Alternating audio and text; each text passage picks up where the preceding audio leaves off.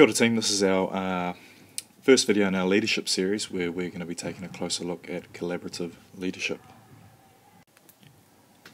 This assessment task requires you to research contemporary leadership principles and apply those principles to a range of physical activities, the ones that we decided as a group earlier this week. Then we need to produce a report that draws conclusions about the relevance and suitability of these leadership principles in the different physical activity contexts that we'll be doing this term. You'll be assessed on the extent to which you critically examine contemporary leadership principles, how you question and challenge assumptions about contemporary leadership principles, and how these applied to draw coherent and insightful conclusions.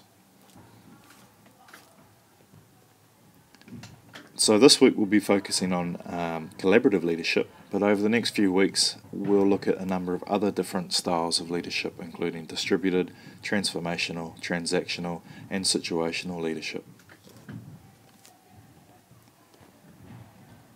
You need to become confident in employing each of these types of leadership styles, so it's really important that you understand some of the key points, pros and cons of each style, plus gain some brief practical experience demonstrating each style of leadership, which is what we'll be doing in the practical sessions over the next few weeks.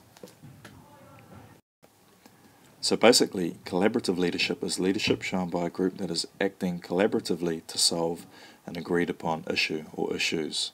And I like that quote there, to work jointly with others or together, especially in an intellectual endeavour. Carrying on from the last slide, it uses supportive and inclusive methods to ensure that all people affected by a decision are part of the change process. It really requires a new notion of power. Basically, the more power we share, the more power we have to use. Check out the following video about successful collaborative leaders by pausing the presentation and clicking on the pop-up that you'll see on your screen about now. I really like another quote that this guy says in the video: "None of us are as smart as all of us." I think that really embodies what collaborative leadership is all about. Below you'll see some of the characteristics of collaborative leaders. Number 1, collaborative problem solving and decision making. It's not the leader's job to decide what to do and then tell the group. Rather, the group considers the problem, decides what to do, and counts on the leader to help them focus their effort. Number 2, open process. The leader or some other interested party doesn't just start with his goals in mind and steer the group in that direction. Collaborative leadership means that the process of decision making is truly collaborative and has no set endpoint when it begins. The end result is worked out among all the participants. That's collaboration. And number 3, leadership of the process rather than the group. The purpose of collaborative leadership is to help the collaborative process work, rather than to lead the people involved towards something, to a particular decision, for instance, or in a particular direction. Here are a few things for you to consider. Are different cultures, ages, silos, and levels of experience and understanding represented? To help with this, define the problem so that it requires breadth of input. Do any strong egos in this group need to be stroked and contained?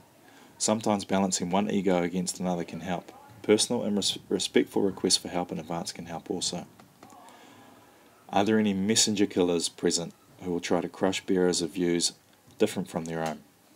Summarising the views of a known contrarian in non-emotional terms in advance is best, but summarising afterwards and stripping out any unneeded elements also work.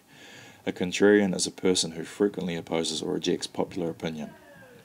Are there any pontificators in the group who will waste time or draw the discussion off topic? Setting tight time limits can help here. Great collaborative leaders are great moderators. And a pontificator is someone who likes to express opinions or judgments in an authoritative or arrogant manner. To end this video, start thinking about different scenarios or activities in your life where you think you could apply collaborative leadership. In particular, think about what a collaborative role would require from you, what challenges you would face, and how you could deal with them.